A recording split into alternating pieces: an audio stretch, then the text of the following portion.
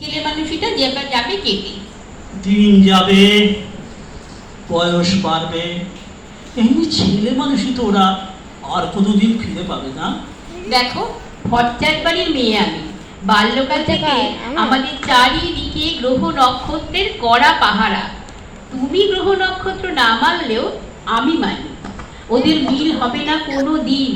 তোমার গ্রহ নক্ষত্ররা কোথায় কিভাবে মিলছে চোখে তো পড়ে না, কিন্তু ওদের দুজনে যে অন্তরে অন্তরে মিলছে এটা কিন্তু স্পষ্ট বোঝা যায়। দেখো, যা বোঝো না তা নিয়ে তর্ক করো না। যখন আমরা জন্মাই তখনই আমাদের যথার্থ দোষও ঠিক হয়ে যায়। বেশ, তা না হয় হলো, কিন্তু যথার্থ দোষর বলে চিনবে কি করে? নক্ষত্রের স্বহস্তে স্বাক্ষর করা দলিল থেকে। স্বাক্ষর করা দলিলটা কি? কেন, ঠিকুজি কোষ্ঠী। ঠিকুজি কোষ্ঠী? ও আচ্ছা, একটা প্রশ্ন করি, আমাকে কি তোমার যথার্থ দোষর বলে মনে করো? হাহা, এটা আবার কোনো প্রশ্ন নাকি? নিশ্চয়। ধরো তুমি শুনলে এতদিন যাকে দোষর বলে জেনে এলে, গ্রহের সঙ্গে তার তো তোমার কোনো মিল নেই। নিশ্চয়ই মিল আছে। নিশ্চয়ই মিল আছে। তোমার মনে কোনো সংশয় নেই? সংশয় না, বিয়ের পর 20টা বছর পার হয়ে এসে সংশয়? তোমার বাবা অজিত কুমার ভট্টাচার্য গণিতে এমএ, আর সমস্ত বিশ্বাসের ভিত ছিল ওই গ্রহ নক্ষত্র। আজ হঠাৎ এসব কথা বলছো কেন? তার সবচাইতে প্রিয় ছাত্র ছিলাম আমি, সেই সুবাদে তোমার সঙ্গে মেলামেশা। আচ্ছা শুনি, তুমি কি মনে করো আমাদের সেই মিলটাই বড় হয়ে ওঠেনি জীবনে? না না, আমি মনে করি তোমার আমার গ্রহ নক্ষত্রই আমাদের মিলিয়ে দিয়েছে জীবনে। কোনো সংশয় নেই তোমার মনে? না। আচ্ছা, তোমার মনে হয় না ভালোবাসাই বড়? শুনি, আমরা দুজনে মিলে দুঃখ পেয়েছি অনেক। আমাদের প্রথম ছেলেটা যখন মারা যায়, তার বয়স 8 মাস, টাইফয়েডে আমি মরণাপন্ন। তখন বাবা মারা গেলেন। পরে দেখি দাদা উইল জাল করে আমার সব সম্পত্তি নিজের নামে করে দিয়েছে। আজ তোমার কি হয়েছে বলো তো? মনে পড়ে তোমার মার স্নেহ, যার স্নেহ ছিল আমার ধ্রুবতারা।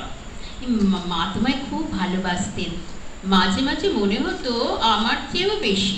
পুজোর ছুটিতে বাড়ি যাওয়ার পথে সেই মা বাবাও একদিন মারা গেলেন নৌকোডুবিতে। কেমন করে জানবে এই সমস্ত বিপত্তি ঘটায়নি কোনো দুষ্ট গ্রহ? তোমার আমার কোষ্ঠীকে বিচার করেছিলেন জানো তো আমার বাবা। তবে আচ্ছা, তুমি যদি জানতে যে তোমার গ্রহের সাথে আমার গ্রহের কোনো মিল নেই, তবে কি বিয়ে করতে আমাকে?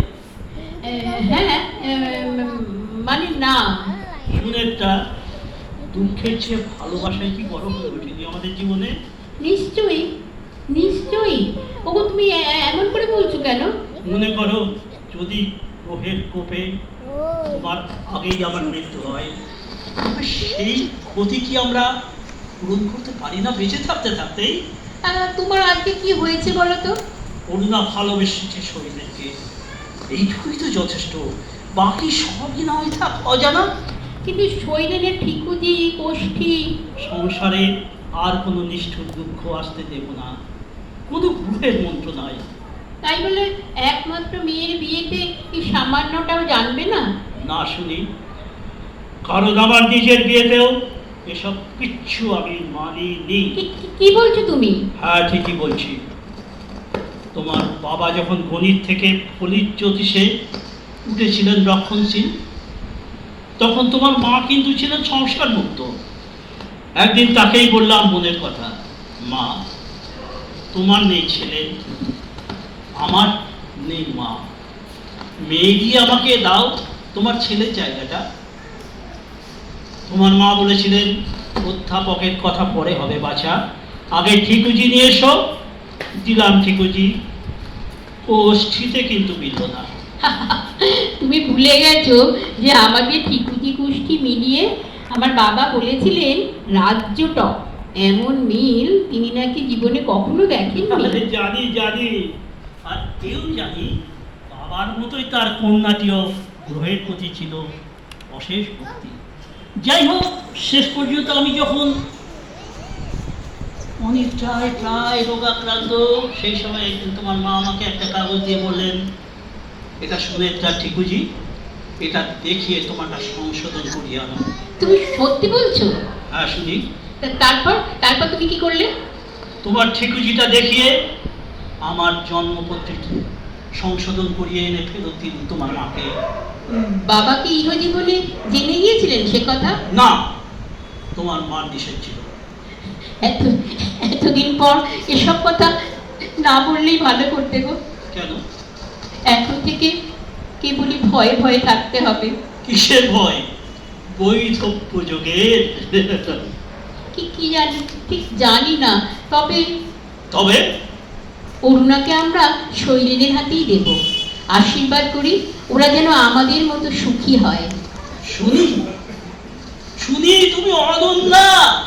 তবু তোমার মতো অপরূপ নই।